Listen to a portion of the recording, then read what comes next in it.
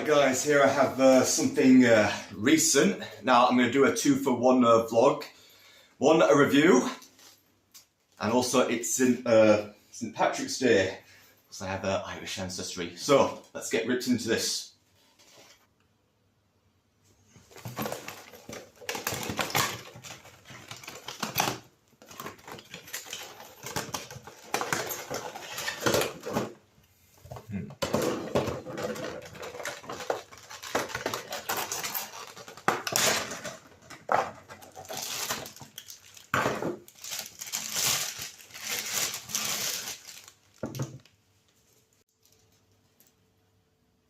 Here we have Mammothus primigeniensis, better known as the woolly mammoth, among the elite of Cenozoic mammals and the mascot herbivore of the Ice Age.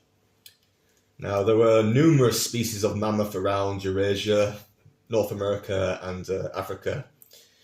But, for this review, woolly mammoth, it doesn't really require any introduction, so I'm going to start off by looking at the model. Now, I'm going to assume that this is a bull male on account of the larger, more curved up, overlapping tusks. Now, to think that there was a time in the 1800s where they were reconstructed in this really obscene manner, as you can see in the image there. This specimen it's from a company called TNG. Now, they're relatively new to the scene, and they do some quality, affordable models. And I do plan on getting more of them, especially with their prehistoric mammals.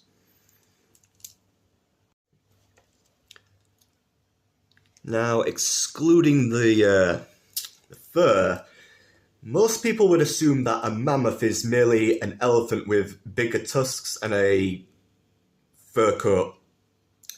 False. Now, a good bunch of mammoth species, particularly those in the southern latitudes, were most likely hairless like extant elephants. And mammoths had a taller crown and a sloped back and shorter ears, so as not to lose heat in the big Pleistocene chill. Also, in film media, woolly mammoths are often depicted as being larger than African elephants. Again, false. Woolly mammoths were usually larger than Asian elephants. Some, though, did approach the size of African elephants, depending on gender. Now, so if you're looking for supersized behemoths, then look to the steppe mammoth further east, a previous contender for the largest land animal, and the ancestor, from what I've heard, the ancestor of the woolly mammoth. The woolly mammoth was omnipresent in the northern hemisphere. That, unlike today, had been dominated by mossy, muddy tundra instead of expanses of unchecked woodland. So in summer, it would have been an ocean of greenery. And I do believe the mammoths would have shed their coats. And you can imagine cleaning all their metre-long hairs up. Now, in my novel Carnian Street, I had an Ice Age man pick up a mammoth hair and use them as string. Now, I'm pretty sure the early humans would have used mammoth hair to stitch their mammoth hide clothing together. And yeah, the sight of a trimmed mammoth would look odd. During winter, on them steppes, it would have been a bleak, depressing setting of silt, snow, grey skies, and brown moss with sludgy earth you wouldn't want to tread through. And then mammoths would grow them infamously shaggy coats of theirs to insulate. The mammoth steppes. Now, I'm only focusing on the Eurasian sector here. We're host to a myriad of megafauna, including woolly rhinos, megalosaurus, aurochs, tarpons, bison, cave lions, cave hyenas, and the similar-toothed cat, Homotherian, as well as the gigantic horned rhino relative Elasmotherium. I mean, the fauna there were essentially larger, fluffier versions of their African counterparts. Then Ice Age humans had arrived on the scene. Mammoth bones show clear signs of butchery from stone-crafted blades. Ice Age man now, whether that be Neanderthal or Cro-Mag, utilised the mammoth for a variety of reasons. Prefer to keep them warm, their meat, and they even had ways to preserve it by cutting pieces of mammoth and submerging them in peat bogs. Also, like during winter, there was the natural chill. Now, them tusks were used as frames for huts, given the lack of woodland in the open tundra space, and the bones could also be carved into tools and ornaments. Now, in the further northern regions of Siberia, where the woolly mammoth population had a high density, skeletons and mummified carcasses of specimens are being revealed with the steadily melting permafrost having perished from whiteouts or having drowned in peat bogs. One in particular being a specimen of a calf. Seen the image there.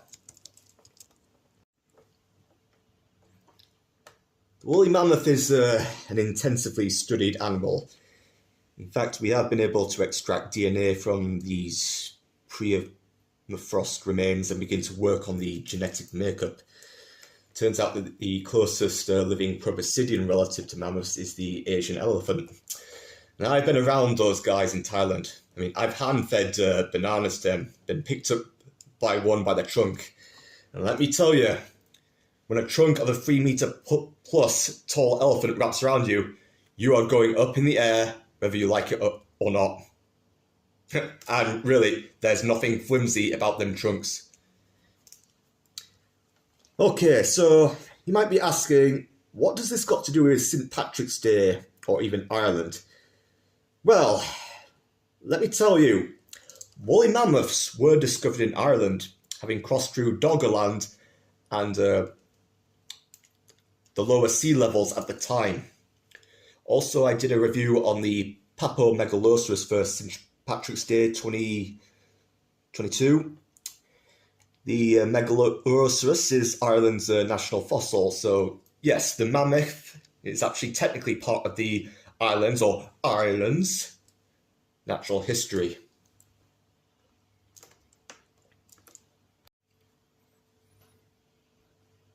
Mammoth DNA is salvageable due to the many specimens being preserved in the Arctic climate, and now there are talks about using an Asian elephant as a surrogate mother, which would, if successful, result in an elephant-mammoth hybrid being brought into the world. Alright, now is the time for a question I'm sure many of you have nestled in the back of your minds. Is it immoral to clone a mammoth? Well, humans played a major role in their extinction, with the last of the woolly mammoth populations existing in small isolated pockets until around 4,000 years BC, including some pygmy species living on islands, but we don't know the precise date of their total extinction. There are only 2 species of Proboscidean remaining today, along with a subspecies of African elephant. So, humans don't have any right to preach about ethics on this one, especially with the cornucopia of faunal extinctions going on to this day. And the list, right, it's endless. I won't go into detail because I don't want to go on a rant, as we'll be here for hours. So, enough of that hypocritical scapegoating insanity. Should the revival of the Mammoth project go ahead, the resulting clone would be known as a mammothant. How will it adjust to its new world? Now, ignoring human interactions like some Siberian in their shack being accosted by a mammoth and their trunks probing through the windows, would they have a thing for beer or whiskey like Asiatic elephants do? Now, reintroducing mammoths will reshape Siberia in due course. All that forest is leading to slowly escalating permafrost thaw that is, in turn, releasing trapped greenhouse gases into the atmosphere, including methane. And now that is actually doing harm to the environment. So suck on that, you climate hippies. At the time of the Ice Age, there was only one animal that was capable of clearing forest, and those were the mammoths. In their absence, though, trees replaced the grasslands. Keep in mind, Siberia used to be an ocean during the Cambrian era, and desert during the Permian, onwards up until the Ice Age, where the expanse of the grasslands sprouted. So, not exactly lush, exciting places for most life on Earth.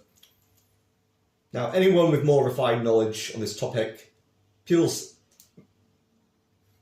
free to enlighten me, but be polite about it though. The sight of herds of hundreds of these shaggy-furred proboscideans moving against the tundra, their calls being like the usual established ambience. Now I wonder, how different did they sound from modern-day elephants?